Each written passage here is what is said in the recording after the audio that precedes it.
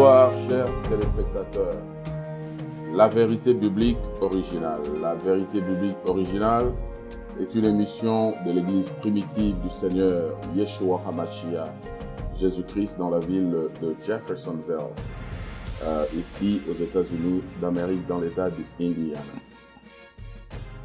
Nous sommes dans la joie ce soir de recevoir un invité, un serviteur de Dieu qui est venu de l'Afrique et qui est en séjour ici et qui a un témoignage à nous donner.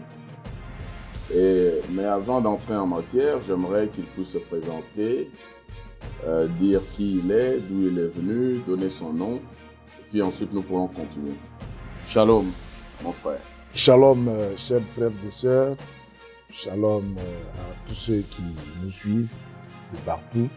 Moi, je suis le frère Tébili Achille Aubin. Et je suis donc originaire de la Côte d'Ivoire.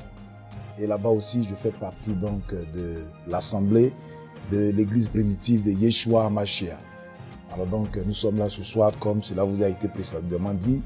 Nous sommes là ce soir pour rendre témoignage de la visite donc, du serviteur de Dieu, l'évêque général, le frère Pierre Casse à Abidjan.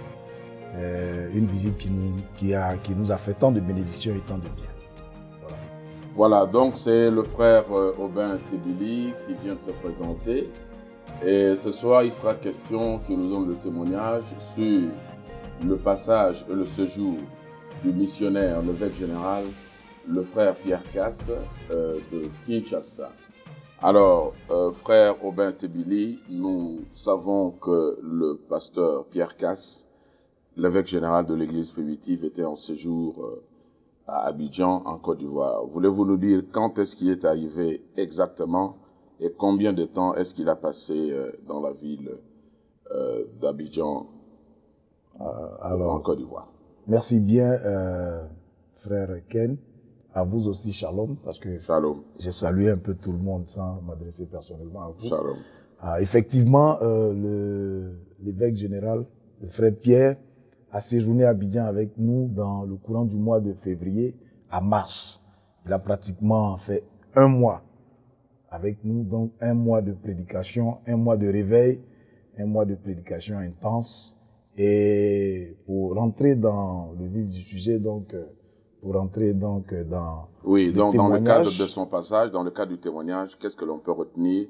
Quelles sont les bénédictions? Quelles sont les retombées que vous avez eues de son passage? Ce que nous avons retenu d'abord, il faut comprendre que le serviteur de Dieu est parti d'un thème. Un thème qui était le véritable message du temps de la fin et la révélation des sceaux. La révélation des sceaux, l'ouverture, pardon, des sceaux. Donc, le véritable message du temps de la fin et l'ouverture des sceaux, qui était un thème vraiment profond. Il a approfondi, il a articulé, il a détaillé pendant tous les 1 mois qu'il a passé là. Parce qu'en réalité, il faut dire que derrière, généralement, ce genre de thème-là, se cachent beaucoup de petits sous-thèmes. Beaucoup de petits sous-thèmes. Et vraiment, il a développé avec charisme, il a développé avec dextérité. Pour revenir au sceau, vous avez dit qu'il a parlé sur le message sur les sceaux. Qu'est-ce que l'on peut retenir brièvement sur les sceaux? Qu'est-ce qui a été dit? Qu'est-ce que l'Église peut retenir? Ce que nous avons retenu, parce que le problème auquel est confronté la plupart des assemblées du message, c'est le 7e sceau. C'est le 7e sceau qui est le véritable problème du point de vue de sa compréhension. Parce qu'effectivement, Frère Branham a prêché les 6 sceaux, mais le 7e sceau, et Frère Branham a dit que le 7e sceau n'était pas révélé. Mais par moments, dans les prédications du Frère Branham, quand vous lisez les sceaux, vous avez l'impression, pour ceux qui n'ont pas une bonne compréhension, vous avez l'impression que tantôt, il dit que le 7e sceau sera révélé, tantôt il dit le 7e sceau est le sceau qui préparera l'épouse pour l'enlèvement. Alors donc, il fallait une explication vraiment stratégique. Il fallait une explication vraiment appuyée. Et qu'est-ce qui a été donné comme Et donc, ce explication qui a été stratégique? donné comme explication stratégique, c'est qu'il fallait se référer à l'explication du sceau lui-même. Parce que le frère a insisté sur le fait que tant que le Seigneur n'est pas encore venu donner la révélation d'un sceau, frère Branham, tout ce qu'il dit, il spécule. Tout ce qu'il dit, il présume. Mais avant que la révélation ne soit donnée sur un sceau, il avait d'abord la visite d'un ange qui venait et qui expliquait à frère Branham effectivement que voilà le sceau que tu as expliqué, voilà ce qu'il contient. Mais il est arrivé par moment à frère Branham de se hasarder sur l'explication de certains sceaux dont la profondeur ne lui a pas été donnée, la teneur ne lui a pas été donnée et l'explication ne lui a pas été donnée. Et donc, la plupart de ces assemblées-là qui pensent que le 7e sceau donc, est un sceau révélé sont ceux qui se sont fondés sur l'explication qu'a donnée frère Branham du 7e sceau avant que l'ange ne lui soit apparu pour lui donner effectivement la teneur et l'explication et donc le sens même du 7e sceau. Alors quand le serviteur de Dieu est arrivé, il s'est beaucoup basé dessus.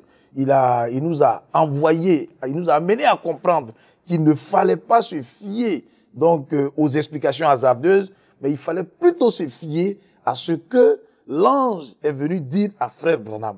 Et que frère Branham lui-même, avant donc l'explication des sceaux, frère Branham lui-même avait déjà parlé des sceaux. Il avait déjà expliqué les sceaux avant même que l'ange ne vienne intervenir pour lui donner et pour lui dire la teneur de ces sceaux-là. Après, il a donc fallu que frère Branham aille devant ce même peuple-là, demander pardon, se repentir du fait que ce qu'il avait prêché, ce qu'il avait donné n'était pas l'exacte vérité sur ces sceaux-là. Et qu'il fallait qu'il attende que l'ange vienne lui donner donc la révélation de ces choses. Donc nous pouvons comprendre que William Branham a reçu la révélation de manière progressive. Et effectivement, donc il avait déjà parlé sur les sceaux avant. Ça me rappelle la prédication Les 10 Vierges par exemple, dans laquelle, dans les années 40 ou 50, il avait déjà parlé sur les sceaux. Exactement. Les 4 premiers sceaux, il les avait mis ensemble. Une petite prédication d'environ 20 minutes. C'est ça. Et il avait donné une explication en disant que le cavalier qui était sur le cheval blanc, c'était le Saint-Esprit qui était sorti dans le premier âge de l'Église et qui tirait des flèches d'amour dans les cœurs des croyants. Oui, et ça, il avait pris avec les adventistes. Voilà, il a pris chez le docteur Larkin, Uriah Smith et les autres des adventistes. Mais nous remarquons qu'en 63, lorsque maintenant la révélation vient, eh bien, la révélation était contraire à tout ce qu'il avait pensé avant.